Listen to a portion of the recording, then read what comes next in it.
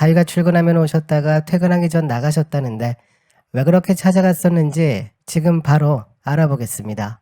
안녕하세요. 저는 쌍둥이를 키우고 있는 33살 여자입니다. 저희 남편은 저보다 4살이 많고요. 4년 전에 결혼해서 1년 만에 임신했는데 덜컥 쌍둥이를 임신하는 바람에 요즘 정신없이 보내고 있어요. 도움 받기가 힘든 상황이거든요. 요즘 주변 친구들이나 동네 엄마들과 이야기를 해보면 시어머니가 힘들게 한다는 소리보다 친정엄마 잔소리 때문에 죽겠다는 말이 많더라고요. 처녀 때 받던 잔소리 그대로 들으며 지낸다고 해요. 살 빼라, 육아휴직 끝나면 바로 직장 나가라 등등. 제 상황이 그래서 그런진 모르겠지만 저는 주변 사람들이 친정엄마 이야기를 할 때마다 그냥 말없이 듣고만 있습니다. 저는 할 말이 없거든요. 저희 엄마는 제가 20살 때 돌아가셨습니다. 친정엄마 이야기는 다른 세계 이야기 같았어요. 결혼하기 전까지 엄마의 빈자리를 거의 못 느끼고 지내왔었어요. 저에겐 자상한 오빠와 든든한 아빠가 있었거든요. 언제나 제 문제라고 하면 어디든 무조건 달려와 줬으니까요.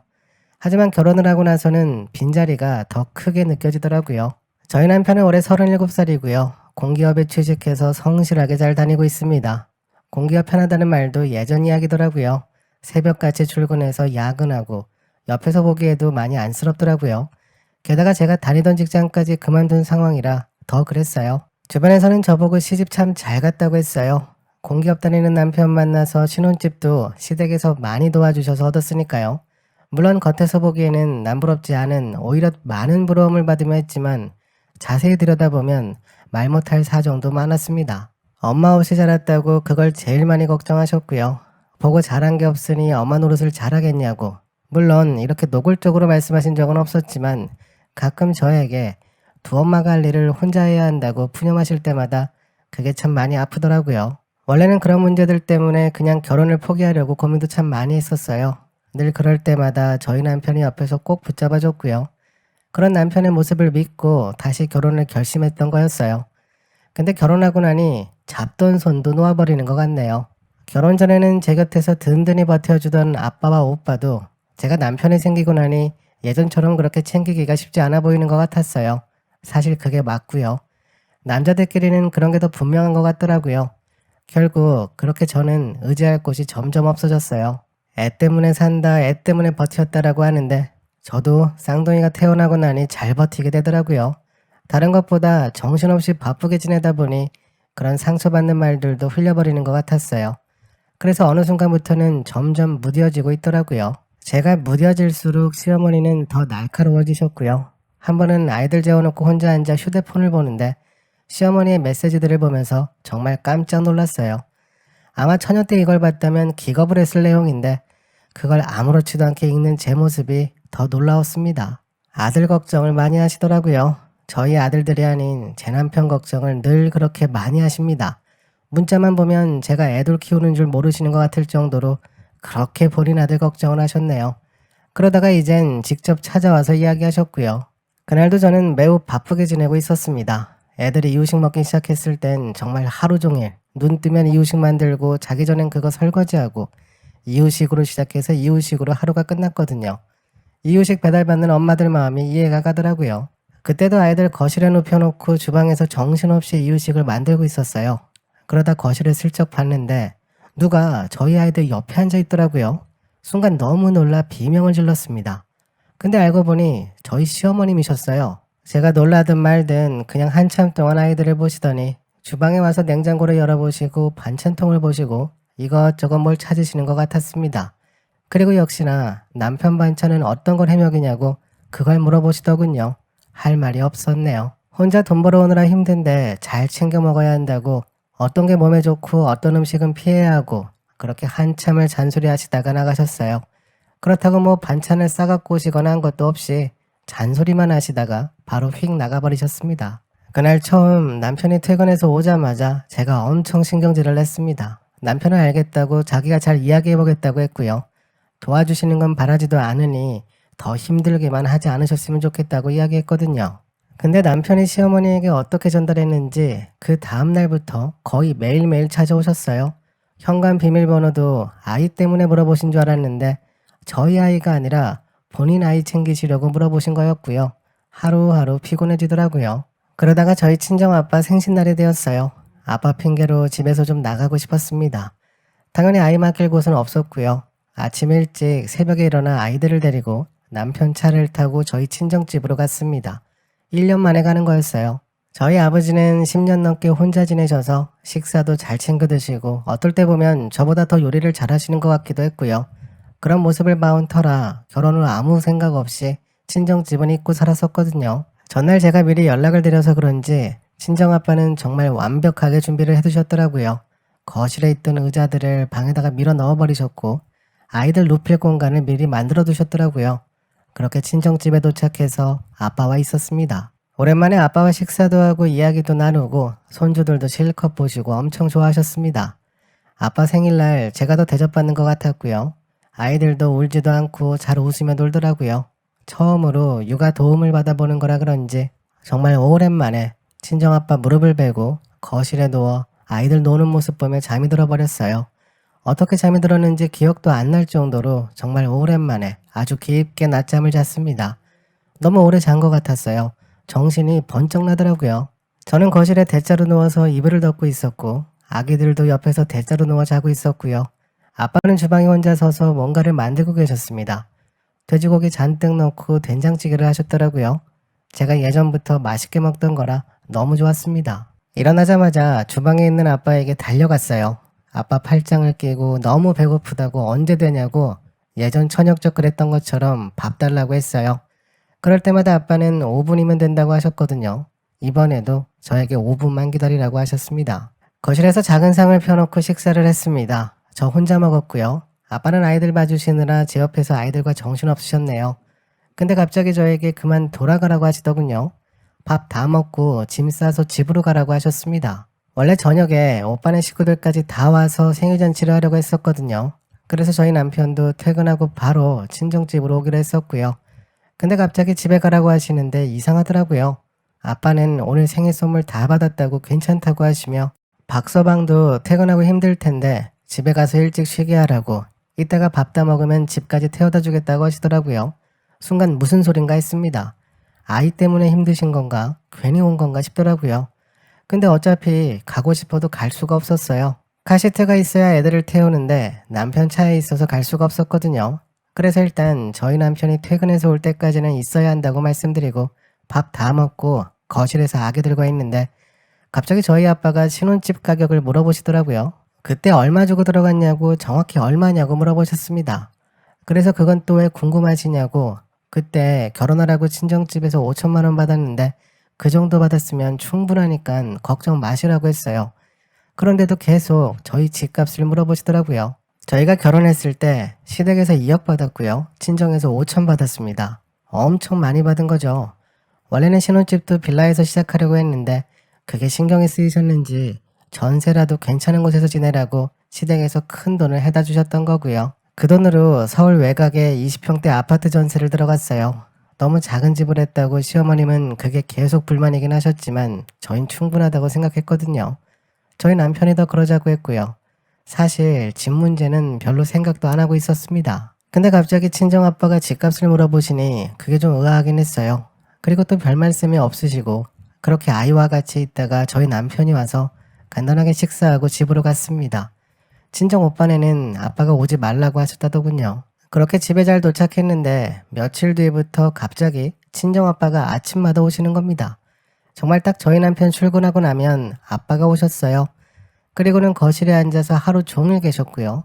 왜 오셨는지 무슨 일인지 여쭤봐도 대답 없으셨네요. 저희 남편 퇴근 시간 되기 전에 그냥 가버리십니다. 그렇게 며칠을 아침마다 계속 오셨고요. 처음엔 손주들이 보고 싶어서 그러나 싶었습니다. 그런데 늘 거실에만 앉아 계셨어요. 아이들이 방에 있어도 거실에만 앉아 계셨고요. TV를 틀어놓고 보고 계셨는데 아이들이 깰까봐 소리를 꺼놓고 영상만 틀어놓고 보셨습니다.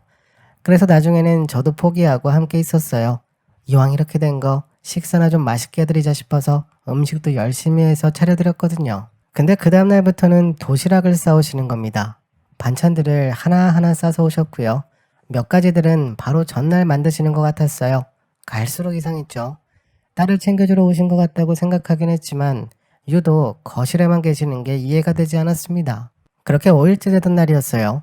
그때도 저는 주방에서 일하고 있었거든요. 물 틀어놓고 일하다 보면 문소리가 안 들리는데 갑자기 거실에서 시어머니 목소리가 들렸어요. 아이고, 사돈께서는 여긴 어쩐 일이세요? 저희 친정아빠는 말없이 인사만 하시더라고요. 시어머니는 저를 한번 쓱 보시고는 곧바로 아이들 방으로 가셨습니다. 원래 그게 코스거든요. 아이 방에 가서 이것저것 살펴보시고는 곧바로 주방으로 들어오십니다. 냉장고도 다 보시고요. 친정아빠가 계셔서 이번엔 안 그러실 줄 알았는데 역시나 아이들 방에 가셨다가 곧바로 주방에 오셔서 냉장고도 열어보시고 반찬 이야기도 하시고, 근데 그날은 저희 남편 잘 챙기라는 이야기는 못하고 가셨습니다. 저희 아빠 때문에요. 늘 거실에만 계시던 저희 친정아빠가 갑자기 주방 식탁에 앉아서 신문을 보고 계시는 겁니다. 저희 시어머니는 계속 힐끔힐끔 보고 계셨고요. 아무래도 신경이 쓰이셨겠죠. 그러더니 대뜸 사돈께서는 어쩐 일로 오셨냐면서 그 식탁에 같이 앉으시더라고요. 그러면서 제 칭찬을 막 쏟아내시는데 너무 황당했습니다. 음식도 잘하고 쌍둥이 혼자 잘 키운다고 하면서 결혼 후 처음 듣는 칭찬이었어요. 근데 저희 아빠가 자리에서 일어나시더라고요. 품속에서 검은 비닐봉지를 꺼내시더니 식탁 위에다가 놓고 꺼내셨습니다. 은행 로고가 박힌 돈 봉투였어요. 봉투가 터질 것처럼 엄청 두꺼웠습니다. 그걸 꺼내놓으시고는 곧바로 현관으로 가시더라고요. 그때가 오후 2시쯤 되었었거든요. 원래는 5시가 넘어야 집에 가셨는데, 그리고 갑자기 무슨 돈 봉투를 주셨나 했고요. 근데 무작정 현관으로 걸어 나가시는데 저도 일하다 말고 저희 아빠에게 달려갔어요. 신발을 신는 친정아빠 팔을 붙잡았습니다. 오늘은 무조건 저녁 식사 드시고 가셔야 한다고 더 계시라고 잡았습니다. 근데 제 손을 쓱 빼시더니 이젠 아침마다 찾아오는 일은 없을 거라고 나중에 다시 오겠다고 하시며 가버리셨습니다. 그때 주방에서는 시어머님 비명소리가 들렸고요. 친정아빠는 저렇게 가버리고 어머님은 소리를 지르시고 아주 정신이 하나도 없었습니다. 결국 아이들도 갑자기 울기 시작했고요. 그래서 주방으로 가봤는데 저도 소리를 질렀네요. 수표 뭉치가 놓여있더군요. 자세히 세어보지 않아도 눈으로만 봐도 억 단위가 넘어가는 것 같았고요. 그걸 옆에서 시어머님은 하나하나 세고 계셨어요. 저는 곧바로 친정아빠에게 전화를 걸었습니다. 전화를 받으시자마자 이 돈이 뭐냐고 물어봤어요. 1억 5천을 왜 난데없이 그것도 봉지에 싸서 놓고 가셨냐고 빨리 가져가시라고 했습니다. 근데 계속 알아서 쓰라고 원래 주려고 했다고 그 소리만 반복하시더니 그냥 끊어버리셨어요. 시어머님은 30분 넘게 돈만 세어보고 계셨습니다. 친정아빠는 저희 집에서 늘 잠바를 입고 계셨거든요. 그래서 집안이 추우신가 했는데 알고 보니 돈 봉투를 품에 넣고 오셨던 거였어요. 그걸 저희 시어머니 보는 앞에서 저에게 주신 거고요. 갑자기 눈물이 막 나오기 시작했습니다. 그래서 그날 저녁 바로 친정집으로 갔어요. 남편도 놀라서 일찍 퇴근한 상황이었고요. 아이들 태우고 바로 내려갔습니다. 받은 돈 그대로 다시 봉지에 넣어서 챙겨왔고 이렇게 큰 돈을 그냥 받을 수 없었거든요. 친정집에 도착하자마자 다시 한번 더 놀랐습니다. 짐을 싸고 계시더라고요. 거실에는 상자들이 쌓여있고 주방만 빼고 조금씩 짐을 싸두시는 것 같았습니다. 그 모습을 보자마자 저는 소리를 질러버렸어요. 대체 갑자기 왜 이러시냐고, 어디로 떠나시는 거냐고, 이 돈 다시 가져가시라고 거의 울먹거리며 말했어요. 그래서 저희 아빠는 거실 바닥에 털썩 앉으시며 저랑 남편에게 가까이 와 앉으라고 하셨습니다. 그러더니 대뜸 저보고 핸드폰을 달라고 하시더군요. 잠금까지 풀라고 하셔서 풀었고요. 제 핸드폰을 보고 한참을 뭘 찾으시는 것 같더니 갑자기 제 핸드폰을 저희 남편에게 건네주셨어요. 자네, 거기 있는 문자 한번 쭉 읽어보게. 이러시더라고요. 제 남편은 곧바로 문자를 읽기 시작했고요. 저는 두 남자를 보고만 있었습니다. 문자를 다 읽어본 남편은 갑자기 바닥에 무릎을 꿇으며 고쳐 앉더라고요. 그러더니 대뜸 죄송합니다. 이러는 겁니다. 그래서 제 핸드폰에서 어떤 문자를 봤나 싶어서 저도 받아다가 읽어보기 시작했어요. 그 문자는 저희 시어머님이 보낸 문자였습니다. 제가 친정집에 갔을 때 시어머니께 문자가 왔었는데 저는 나중에서야 문자를 봤었거든요. 그날은 제가 아빠 옆에서 낮잠 자느라 못 봤었던 거고요. 제가 자는 동안 아빠가 옆에서 다 보신 것 같았어요. 제가 읽기엔 평범한 문자였어요. 그동안 그런 연락이 무뎌져서 그럴 수도 있는데 그 문자에서도 남편 잘 챙기라는 이야기와 그 요리하는 거 본 적 있냐면서 저희 친정엄마 이야기도 한번 하셨고요. 저에게는 어느 순간부터 일상이 된 문자였습니다. 근데 저희 아빠가 보시기엔 그게 큰 충격이셨는지 옆에 앉은 사위를 쳐다보는 표정이 무서웠습니다. 남편은 아무 말도 없이 계속 죄송하다고 했고요. 그러자 제가 들고 온 돈 봉투를 집어다가 저희 남편 앞에 쓱 밀어놓으시더라고요. 늦었지만 우리도 이 형 맞춰서 해줬네. 그리고는 별 말씀 없으셨어요. 제가 그 돈 봉투를 다시 아버지에게 드리려고 하자 갑자기 저에게 버럭 화를 내셨습니다. 이런 일이 있으면 아빠에게 진작 말을 했어야지 그걸 다 참고 살았냐고. 네가 엄마가 없지 부모가 없냐면서 왜 아빠에게는 아무 소리 안 하고 있었냐고 소리를 치셨어요. 거실 바닥에 있던 돈 봉투를 이번엔 제 앞에다가 밀어주시더라고요. 그러면서 이번에 살던 집 내놓기로 했다고 돈 걱정은 말라고 하셨습니다. 그래서 제가 갑자기 집을 내놓으시면 앞으로 어디서 지내시는 거냐고 여쭤봤습니다. 그러자 이번엔 제 남편을 쳐다보시며 그러셨어요. 너희 집 근처에 봐둔 집이 있다. 거기서 지낼 거다. 그렇게 한마디 하시고는 바로 일어나시더라고요. 아빠는 곧바로 방에 들어가셔서 옷장 정리하시는 것 같았습니다. 그래서 저도 따라 들어가 봤어요. 근데 침대 옆에 육아 관련 책들이 잔뜩 있더라고요. 그래서 그 책들을 하나하나 펼쳐서 훑어봤어요. 오래된 책도 아니었고 최신판이더라고요. 그때 저희 아빠가 그러셨어요. 이제 근처에서 살면서 쌍둥이들 봐줄 거라고 본격적으로 도와주겠다고 하셔서 순간 울컥했습니다. 그래서 제가 이런 책들 다 믿으면 안 된다고 아빠가 어떻게 쌍둥이를 보냐면서 괜히 더 말렸어요. 아빠는 짐 정리하다가 갑자기 멈추시더니 저를 쳐다보며 그러셨어요. 그럼 네 아들들은 네가 돌봐라. 나는 내 딸만 돌보면 되지. 하시면서 거실로 휙 나가시더라고요. 거실에 있던 남편은 저희 아빠를 따라다니며 도와드리겠다고 난리도 아니었고요. 아빠는 필요 없다고 아직 그 정도로 늙지 않았다며 괜찮다고 하셨는데 유독 저희 남편 앞에서만 상자를 정리하시는 것 같았네요. 그렇게 저희는 아이들 데리고 다시 집에 왔어요. 돈 봉투도 들고 왔습니다. 다음날 은행에 넣었고요. 시어머님이 돈 봉투 어찌 되었냐고 물어보셔서 그 돈 받기로 했다고 말씀드렸어요. 2억 맞춰주겠다고 하셨던 말도 전해드렸고요. 시어머니는 뭘 그리 칼같이 맞춰주시려고 했냐고 왜 그걸 받았냐고 하시길래 저희 남편에게 직접 주신 거라 저도 옆에서 어쩌지 못했다고 했어요. 갑자기 그리 큰 돈을 어떻게 마련하셨냐고 하셔서 친정아빠 이사 오시는 것도 말씀드렸고요. 손주들 보고 싶어서 오시는 것 같다고 짧게 말씀드리고 자세한 이야기는 하지 않았습니다. 그렇게 저희 아빠는 이사하셨고요. 저희 집 근처로 오고 싶으시다는 거 제가 말려서 오빠네 집과 저희 집 딱 중간에 잡았습니다. 그때도 그러시더라고요. 앞으로 무슨 일이 생기면 무조건 이야기하라고. 정 안 되면 아파트 주차장에 텐트를 치고 사는 한이 있어도 우리 딸 옆에 있을 거라고 하셨어요. 그 이야기만 들어도 너무 든든했습니다. 그렇게 요즘은 시어머님도 가끔 오시고 저희 아빠도 종종 오십니다. 달라진 점은 항상 배를 누르고 들어오세요. 저희 남편이 그날 곧바로 현관 비밀번호부터 바꿔버리더라고요. 덕분에 깜짝 놀라는 일 없이 잘 지냅니다. 가끔 저희 아빠가 끓여주는 된장찌개가 먹고 싶으면 바로 전화해서 끓여달라고 징징거려요. 그럼 다음날 저희 아빠가 돼지고기 잔뜩 싸서 사위도 먹게 하라면서 많이 끓여놓고 가세요. 저희 남편도 엄청나게 잘 먹고요. 남들이 친정엄마 자랑하거나 그러면 이젠 저도 듣고만 있지 않고 저희 아빠 자랑을 합니다. 다들 엄청나게 부러워하더라고요. 엄마의 빈자리 차고 넘치게 채워주는 친정아빠와 앞으로 오래오래 행복하게 지내려고 합니다. 오늘 제가 준비한 이야기는 여기까지입니다.